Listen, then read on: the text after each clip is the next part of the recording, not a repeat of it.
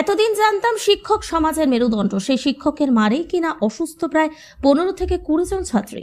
ঘটনাটি ঘটেছে বীরভূমের রামপুরহাটে একটি বেসরকারি শিক্ষা প্রতিষ্ঠান আল আমিন ব্রিলিয়ান্ট একাডেমিতে। অভিযুক্ত শিক্ষকের নাম খুরশিদ আলম। ওই শিক্ষককে আটক করেছেন রামপুরহাট থানার পুলিশ।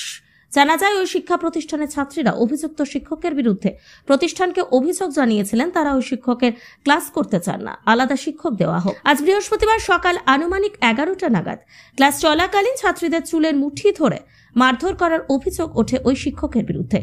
অসুস্থ ছাত্রীদের উদ্ধার করে রামপুরহাট মেডিকেল কলেজ ও হাসপাতালে চিকিৎসার জন্য পাঠানো হয়। ওই ঘটনা তদন্ত শুরু করেছে রামপুরহাট থানার পুলিশ। হোস্টেল ইনচার্জ এ ব্যাপারে সেরকম কিছু বলতে চান। নূরে নাইরা, আপনি হোস্টেল ইনচার্জ, ঠিক কি ঘটেছিল আজকে বলুন তো? আজকে ঠিক আমি সেই সময় এসে উপস্থিত হতে পারিনি। আমার একটা বাড়ি থেকে আসতে একটু দেরি হয়েছিল, মোটামুটি 7:30 পৌনে 8টা নাগাদ এখানে ঢুকেছিলাম। তো এসে দেখি যে এখানে একজন শিক্ষক আছেন, শ্রদ্ধেয় কেমন স্যার। ওনার ক্লাস মেয়েরা পছন্দ করেন না বলে মেয়েরা বলেছিল আমরা ক্লাস করবো না। ওই নিয়ে একটু ক্যাওয়াজ হয়েছে, এটা টোটালি মিশনের ইন্টারনাল ব্যাপার। এর থেকে আমি মারধর তো হয়েছে বাচ্চাদেরকে, বলছে ওরা বাচ্চা ক্যাওয়াজ হয়েছে, সত্যি একটু ক্যাওয়াজটা হয়েছে। ক্যাওয়াজ আর মারধরের মধ্যে পার্থক্য আছে তো? মারধর না ক্যাওয়াজ, কোনটা হয়েছে আপনি বলুন?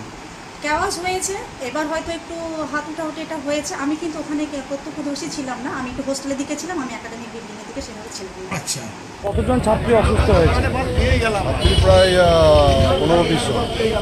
কি কারণে অসুস্থ? টোটাল কাউন্টিংটা হয়নি, কেন কি সঙ্গে আমাদের লোকজন গেছে হসপিটালে, প্রায় 15 থেকে 20 জন।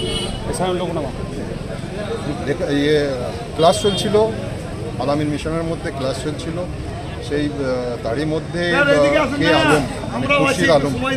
খুরশিদ আলম উনি এসে এখানে ঝামেলা করে, ক্লাস হতে দেবো না, হ্যান না ত্যান না এরকমভাবে নিয়ে তারপরে মেয়ে ছেলেদের উপরে অত্যাচার করে, চুল ফুল ধরে বা মাথা ধরে।